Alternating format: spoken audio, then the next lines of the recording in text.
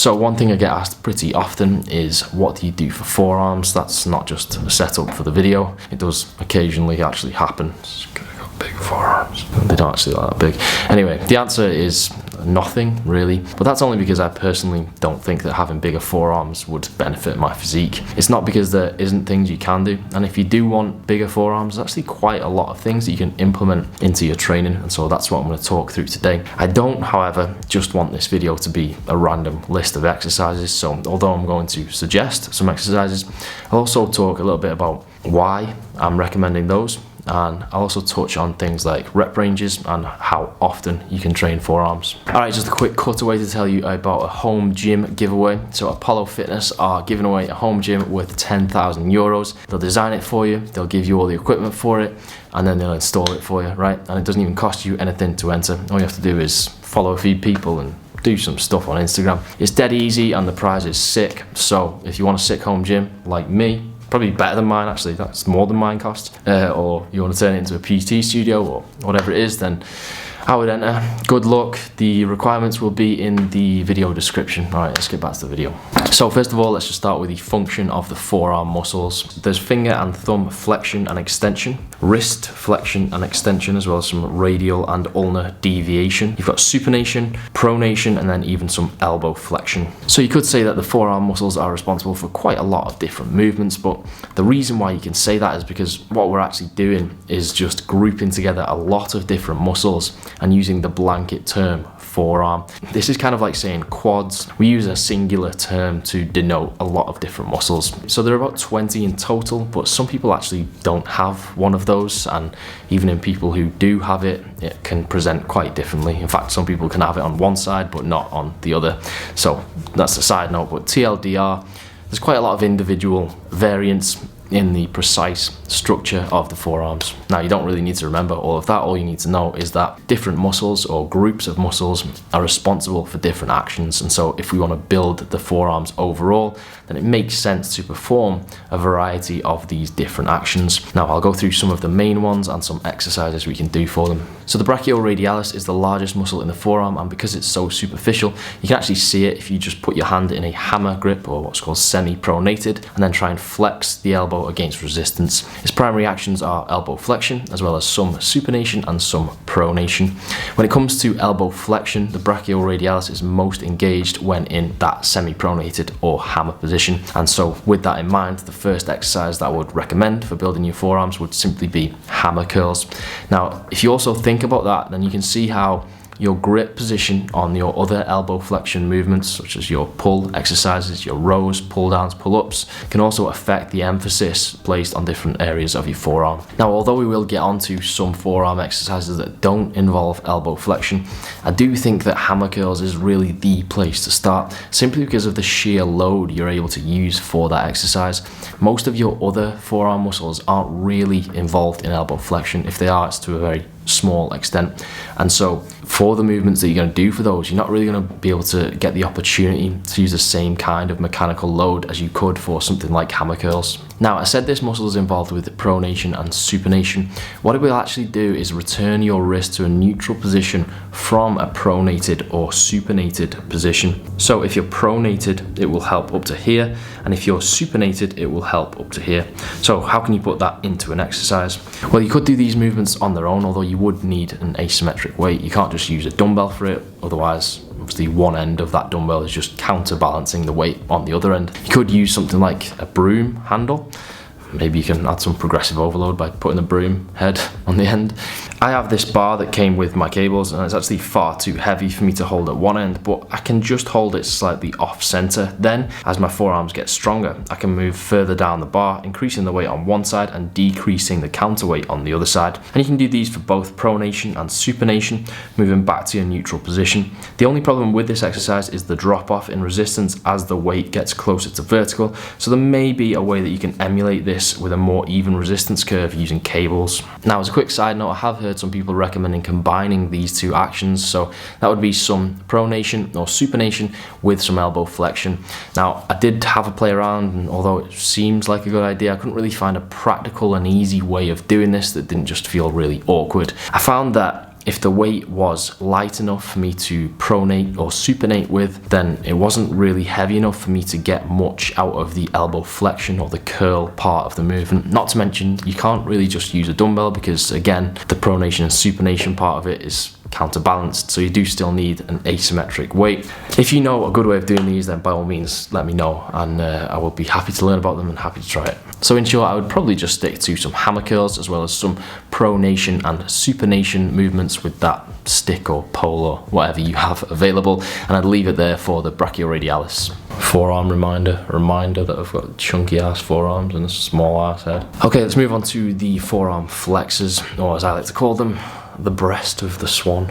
Like a swan. That's the swan, that's the breast. I don't call them that, please still be me, mate. Anyway, as the name suggests, primary function, flexion of the wrist, right? It's in a sagittal or even frontal plane to some extent. Are they the right planes? Some of them also have tendons that extend further and help to flex the digits, which obviously is going to affect your grip strength. Now, for this video, I'm not really going to focus on what's called radial or ulnar deviation or abduction, adduction. You could certainly include some movements similar to the earlier ones using the pole, but really I think these muscles are so small, such a short range of motion. The hypertrophic, if that's a word, benefit you're going to get from these probably isn't substantial. You might still want to do them for your overall wrist strength, wrist health and stability, but I think from a hypertrophy perspective there's probably better ways to spend your time. Instead, I think it's better just to focus on wrist flexion. Now, although you don't do this movement often in your training, your flexors are contracting isometrically to keep your forearm and hand aligned when you're doing curls or even sometimes tricep push downs with a bar. Obviously, if you change to a hammer grip, you'll then be using those muscles involved in wrist adduction and abduction. There are a couple of variations you can do for these. There's the classic forearm curls using a barbell with your hands over a bench or even on a preacher bench, or you can hold the barbell behind you and do them standing.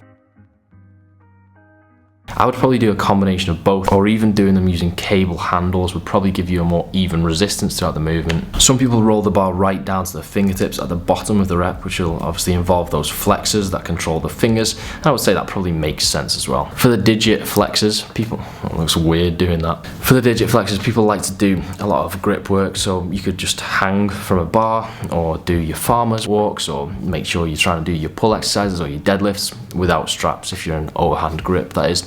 Now, although that will help improve your grip strength, it's an isometric contraction which isn't going to be the most beneficial in terms of hypertrophy. So if you did want to grow your forearms, you want to repeatedly actually do the contraction, which means that you might have to buy one of those little grip things. Personally, I mean, I'm not going to do that. It's not a priority in my life. I feel like if you buy one of them, you're a big nerd. I'm going to move on and get serious again. No offense if you got one of them. Alright, next up we got wrist extensors. So they extend the wrist. You get it by now, you know how it works, don't you? Everything in the human body is pretty much named quite conveniently. I know that's not the official name, but even the actual name of these individual muscles, it's pretty much a combination of like insertion, origin, shape or action, right? And so you can decipher what each of them do pretty easily, right? I'm going off on a tangent. Anyway, the best way to train the wrist extensors is actually the motorbike dance.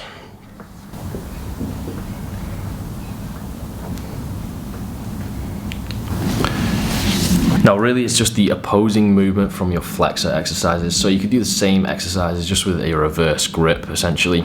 I'd say a barbell with your forearms on a bench or a straight bar cable attachment would be the best way to perform these. Now due to where you're holding the weight, you might find these quite difficult from a grip perspective. So you do have the option of just dealing with it and training some of your digit flexors isometrically at the same time. But if you do find that grip failing before your extensors feel sufficiently worked, then you might even want to use some lifting straps for these. Another exercise you may have seen suggested is this rolling a weight around a bar using I don't know what it's called.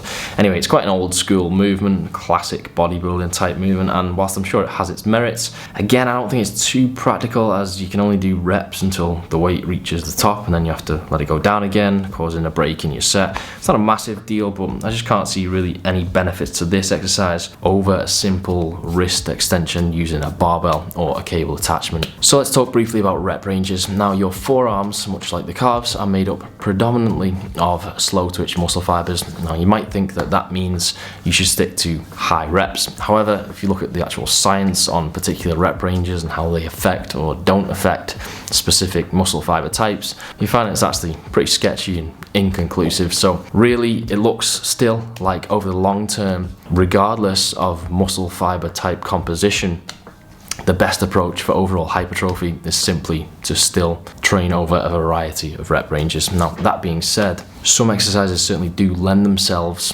better to higher or lower rep ranges. And I do think that due to the quite precise nature of some of these forearm movements, they probably aren't particularly practical for the very low end of the rep range spectrum.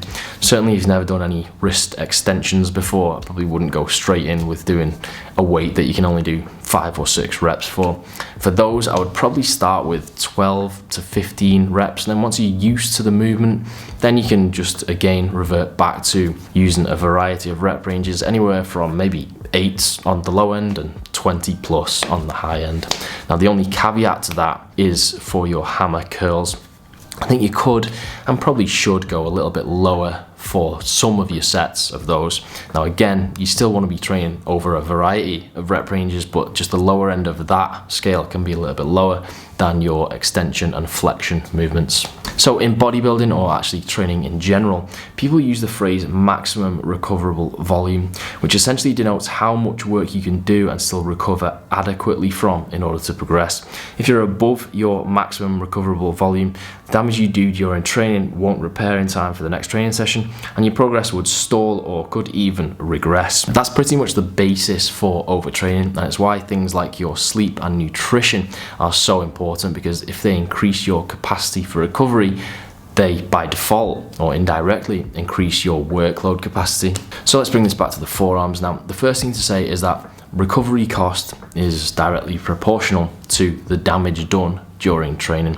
So generally speaking, now I might elaborate on this in a future video, but for reasons including but not limited to muscle fiber type, range of motion at the joint, things like that, your forearms will tend to accrue less damage during training than a lot of your other muscles would. And so that means that less damage equals less recovery, therefore we can afford to train them more often.